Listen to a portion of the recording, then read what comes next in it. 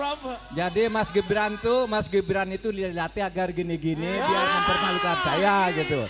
Dari apa? Pak, kita mau bahas dikit ya. Kemarin kita mau bahas tentang debat cawapres kemarin. Dengan gaya yang wow. Cari apa tuh?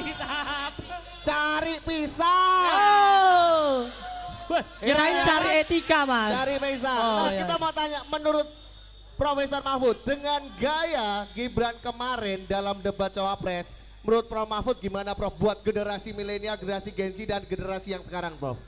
Itu asumsi pelatihnya itu menurut saya menganggap Gibran bodoh dan menganggap saya juga bodoh. Dikiranya bisa dikerjain kayak gitu kan?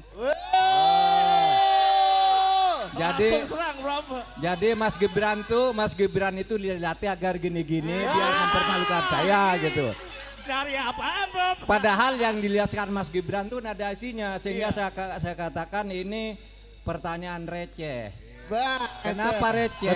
Betul. Karena begini, kalau orang bertanya sesuatu itu, kalau akademis ada latar belakangnya dulu. Ini ada peristiwa ini.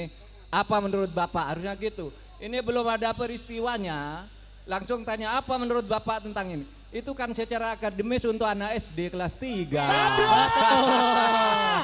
Tabrak! Secara akademis itu mentah, maka saya katakan tidak layak dijawab untuk sebuah forum terhormat. Betul. Receh. Oke. Receh ini receh.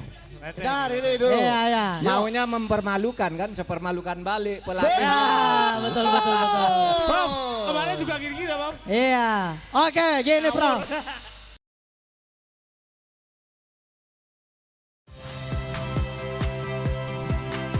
Saya Radi Saputro. Saksikan program-program Kompas TV melalui siaran digital, pay TV dan media streaming lainnya. Kompas TV, independen, terpercaya.